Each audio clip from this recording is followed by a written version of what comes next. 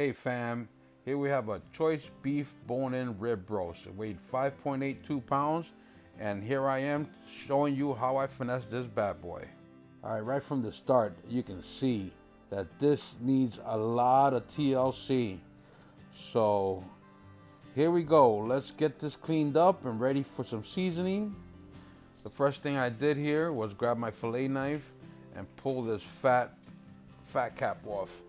Had to come off because I needed a dry brine overnight, and this fat cap was just not gonna let the seasoning penetrate. All right, here we're gonna fast forward, and I'm gonna show you how I remove the fat cap.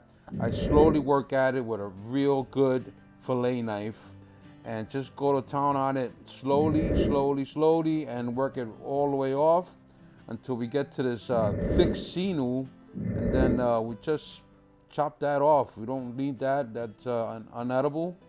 And we're just gonna get rid of it all and get this fat cap off complete in one shot. Get it nice and cleaned off. And we throw that to the side and we make some tallow out of that. Now we're gonna start working on the back. It needs a lot of TLC, and we're gonna clean this up really well and pull the bones out. And I wanna show you how I clean these bones out so we can have a nice presentation. And like I said, you need a nice sharp fillet knife, and you slowly go around the bones and work the meat out. And of course, you want to take your time doing this because you could easily mess this up. Wow. Look at all this fat I pulled out of there. Incredible. All right, guys, so now we're gonna start with our dry brine. I'm doing 4 parts salt, 2 parts pepper, 1 part garlic, and here we go. All right, guys, this is what we have. I got it all butterflied open and ready to tie. As you can see, I cleaned up the bones, and let's see if I can show you that. I was ready to do some dry brining. All right, guys. I throw my salt, pepper, garlic into a nice shaker and get ready to season this bad boy up. Guys, as you can see, I cleaned off a lot of fat off, and it still has a lot of marbling still left. So we're safe there as far as fat content goes. And we're gonna go real heavy on this salt, pepper, garlic brine. I'm gonna, of course, do every side, and I wanted to show you how thick and liberal I go on this, because you do want to have a nice thick coating of salt, pepper, and garlic for the dry brine. And here we have our simple loop knot. We get 3 of these across, and we get it nice and tight. Now here it is, guys, all tied up, ready to rock and roll. Wanted to show you what it looks like.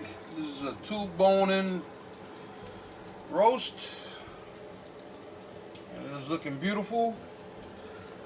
I'm gonna give it one last dusting of SPG, and we're gonna get it rested up for tomorrow. Started cooking early in the morning, low and slow. All right, guys, this is going in the fridge now for 24 hours, just as it is, with a loose piece of plastic wrap on top of it. And it's going in for 24 hours, and tomorrow we start smoking. Bring you back. So here I have a tablespoon each of thyme, sage, rosemary, and garlic, and I threw it all together in a bowl to create this beautiful herb rub. All right, folks, here we have it, a brined rib roast. Let's get a little bit of olive oil on this, since it dried out pretty well overnight in the fridge for this herb rub. And there's no mystery the way to do this. Just get your rub on, or whatever rub you want. I got this beautiful herb crust that I've created, and it's looking good, and I think it's ready for the smoker. All right, here's our victim of the day. We're doing 2 hours, and we're gonna start this off at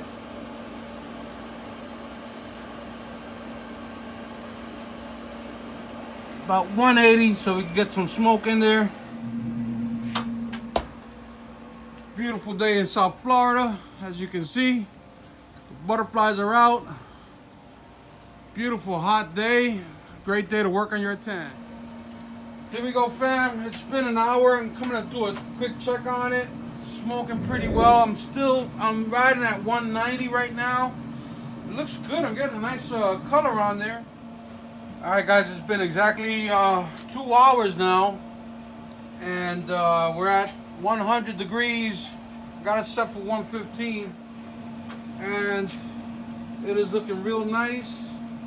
I'm gonna wait till it gets to like 115. I wanted to give it about 2 hours of smoke, but I've been real busy. I've been dealing with some of this rotisserie chicken I've been trying to get at. But anyhow, I'll bring you guys back in a little bit once I hit 115. All right, guys, we've hit 115. We set at 115. It is smoking really nice. And I'm gonna get this off and pump it up. All right, guys, I got a temperature of 485. I'm gonna throw this in there and give it a nice sear. All right, guys, so now I got a nice sear on it. It's looking really, really nice. This is as far as I want to take it on the sear. So I'm gonna bring it down. I had to change my thermometer because my other one for some reason wasn't, I guess the battery ran out. So right now we're at 119, so it was at 108 actually when I put it back in after bringing the temperature up. And now we're at 119, so I brought the temperature down to 250, and I'm gonna let it run until maybe another, I would say another half hour for another little bit of smoke to bring it up to temp and call it done. And it took exactly 4 hours to cook. I'm coming in with a thermopat to get a, wow, the thermopat's reading 130, and I'm gonna call that done. So with the carryover, I'm gonna take this inside and wrap it up, let it rest for about 20 minutes, and I'll bring you back for that. Man, look at that bark. It is looking sweet. All right, guys, I wanted to bring you in on the reveal. I'm gonna cut these strings off.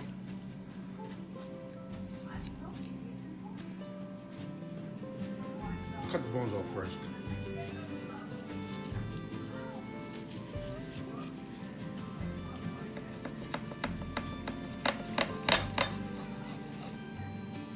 Wow, look at that. All right, guys, straight down the middle.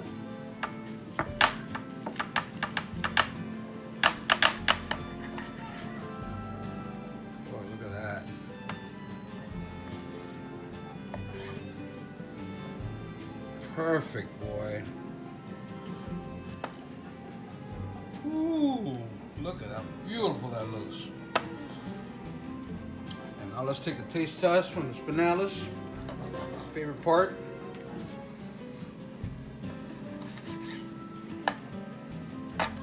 See how we did.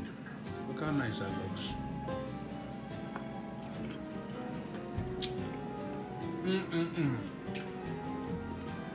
That is good. This is one of the best Easter dinners yet, 2021. Hope you enjoy your Easter. Don't forget to like, subscribe, and share. And thanks for watching.